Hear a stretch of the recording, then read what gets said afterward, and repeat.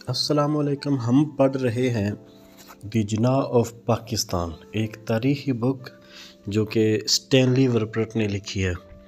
پچھلے حصے میں ہم نے پڑھا تھا کہ قائد اعظم کی لیاقت علی خان سے ملاقات اور قائد اعظم کی کوئٹہ سے کراچی واپسی.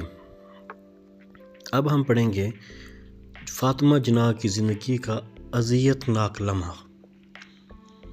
اس میں تھا ایسے کہ قائد اعظم کو کراچی ایئرپورٹ سے آگے فوجی ایمبولینس میں لے جایا گیا. 4 یا 5 میل طے کرنے کے بعد ایمبولینس میں گڑگڑاہٹ پیدا ہوئی اور وہ ایک جھٹکے سے اچانک رک گئی. فاطمہ جناح کہتی ہیں کہ 5 منٹ بعد میں باہر نکلی تو بتایا گیا کہ پٹرول ختم ہو گیا ہے، لیکن ڈرائیور بھی انجن کے ساتھ چھیڑ خانی کر رہا تھا، ہاتھ پاؤں مار رہا تھا. اس جگہ ٹھنڈی ہوا بھی میسر نہ تھی. اس گرم ہوا میں سانس لینا دشوار ہو رہا تھا.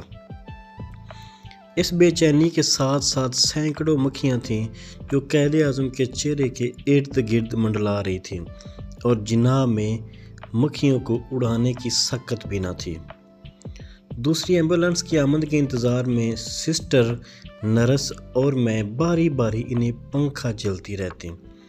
ہر منٹ بڑی اذیت میں گزر رہا تھا. انہیں کار میں منتقل کرنا ممکن نہیں تھا کیونکہ وہ اتنی بڑی نہیں تھی کہ اس میں سٹریچر آ جاتا. کرنل بخش لکھتے ہیں، جو کہ اس وقت ڈاکٹر تھے، اس بات پر حیران ہوتے ہوئے کہ کیا ہو گیا ہے. میں کار سے اترا تو فوراً پتہ چلا کہ انجن میں خرابی کے باعث بریک ڈاؤن ہو گیا ہے. ڈرائیور یقین دلا رہا تھا کہ وہ بہت جلد خرابی پر قابو پا لے گا. وہ قریباً 30 منٹ تک ہاتھ پاؤں مارتا رہا، لیکن ایمبولینس سٹارٹ نہ ہو سکی. مس جناح نے ملٹری سیکرٹری کو دوسری ایمبولینس میں بھیج دیا. ڈاکٹر مستری بن کے ساتھ تھا. میں نے جناح کی نبض دیکھی تو یکسر بے قاعدہ اور انتہائی خفیف محسوس ہوئی.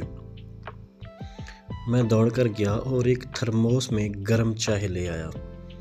مس فاطمہ جناح نے جلدی سے انہیں ایک کپ دیا. میں یہ سوچ کر کانپ اٹھا کہ یہ کتنی ستم ظریفی ہوگی کہ وہ فضائی سفر میں تو سلامت رہے لیکن سڑک کے کنارے دم توڑ گئے. یہ کراچی کے جنوب کی سمت جانے والی شاہراہ کا ایک کم مصروف حصہ تھا، جس کے ارد گرد مہاجرین کی جھونپڑیاں آباد تھیں. وہ لوگ اپنے کام کاج میں مصروف تھے اور اس بات سے بے خبر تھے کہ ان کے لیے آزاد وطن حاصل کرنے والا رہنما ان کے درمیان کس بے بسی کی حالت میں پڑا ہے. کاریں پوں پوں کرتی ہوئی پاس سے گزر رہی تھیں، بسیں اور ٹرک شور مچا رہے تھے، اور ہم وہاں ایک ایمبولینس میں بے دست و پا بیٹھے تھے اور یہ سب کچھ دیکھ رہے تھے جو 1 انچ آگے بڑھنے کو تیار نہ تھی. ہمیں 1 گھنٹہ سے زیادہ انتظار کرنا پڑا، اور فاطمہ کے بقول یہ گھنٹہ ان کی زندگی کا سب سے زیادہ اذیت ناک لمحہ تھا. ایئرپورٹ سے گورنمنٹ ہاؤس پہنچنے میں تقریباً آدھا گھنٹہ لگا. یہ لوگ شام کو 4:10 پر گورنر جنرل مینشن میں داخل ہوئے. گھر پہنچ کر جناح کی آنکھ لگی اور قریباً 2 گھنٹے سوئے. پھر اچانک آنکھیں کھولیں اور نحیف سی آواز میں بولے، فاطمی. اتنا کہہ پائے تھے کہ ان کا سر دائیں طرف لڑک گیا اور آنکھیں خود بخود بند ہو گئیں. فاطمہ ڈاکٹر چلاتی ہوئی باہر کی طرف دوڑیں. ڈاکٹر تیزی سے اندر آئے. انہوں نے نبض ٹٹولی اور ٹیکے لگائے. میں ان کے سرہانے خاموش اور بے حس و حرکت کھڑی سب کچھ دیکھتی رہی. پھر ڈاکٹروں نے سر سے پاؤں تک ان کا جسم چادر سے ڈھانپ دیا اور خود فرش پر بیٹھ گئے. فاطمہ جناح کہتی ہے کہ میں سمجھ گئی کہ میرے محبوب بھائی کی روح پرواز کر گئی ہے. فاطمہ نے اپنی یادداشتوں میں نوٹ کیا کہ قائد اعظم نے 11 ستمبر کو رات کے 10:15 بجے انتقال فرمایا. ان کا وزن گھٹتے گھٹتے صرف 70 پاؤنڈ رہ گیا تھا. انہیں اگلے دن کراچی میں سپرد خاک کیا گیا، جہاں آج کل سنگ مرمر کا ایک خوبصورت مقبرہ ہے، جس میں تاریخ کے سب سے زیادہ قابل ذکر مستقل مزاج اور سمجھ میں نہ آنے والی شخصیات میں سے ایک ہستی آرام فرما رہے ہیں۔ قائد اعظم کی وفات کے بعد فاطمہ جناح جو اپنے بھائی کی زیادہ تر املاک کی وارث بنیں اور وہ پاکستان میں قیام پذیر رہیں۔ اپنے بھائی کے نقش قدم پر چلتے ہوئے مادر ملت نے ایوب خان کے خلاف صدارتی انتخاب لڑا اور ملک کے مشرقی بازو میں بھاری اکثریت حاصل کی۔ تاہم ایوب خان کی بنیادی جمہوریت کی تکنیک نے انہیں ہرا دیا۔ اس کے بعد انہوں نے سیاست سے کنارہ کشی اختیار کر لی اور اپنے عظیم بھائی کی زندگی پر کتاب لکھنے میں مصروف ہو گئے۔ قائد اعظم محمد علی جناح کی صاحبزادی جن کا نام تھا دینا، ان کی زندگی میں کبھی پاکستان نہیں آئی، صرف جنازے کی دعا میں شرکت کے لیے کراچی پہنچی اور جلد ہی لندن لوٹ گئی۔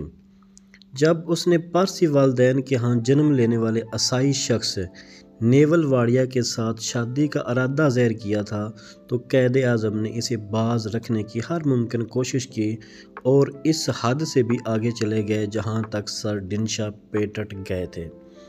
جسٹر چاگلا کی روایت ہے، جناح نے حسب معمول اپنے نادر شاہی انداز میں دینا سے کہا کہ ہندوستان میں لاکھوں مسلمان لڑکے موجود ہیں اور وہ جسے پسند کرے اسی کے ساتھ شادی کر دی جائے گی۔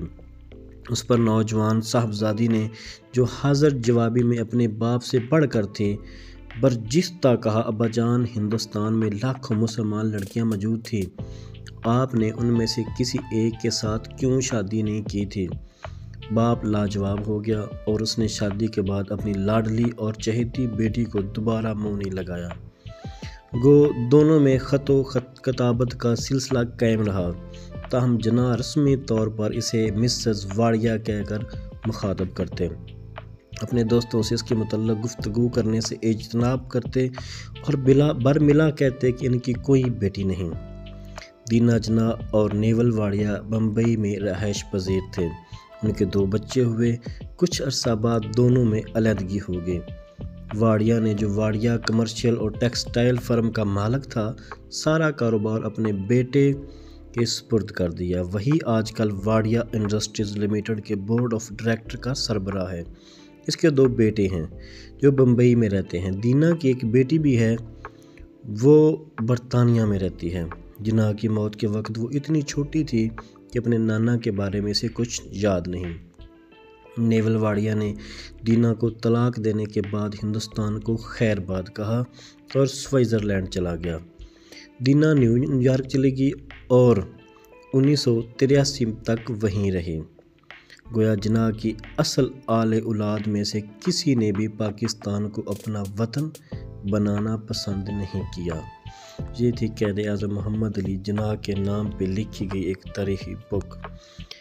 ہم آپ کو سناتے ہیں کہ فرمان قائد اعظم کا فرمان تھا کہ ہم جتنی زیادہ تکلیفیں سہنا اور قربانیاں دینا سیکھیں گے، اتنے ہی زیادہ پاکیزہ، خالص اور مضبوط قوم کی حیثیت میں ہم ابھریں گے، جیسے سونا آگ میں تپ کر کندن بن جاتا ہے۔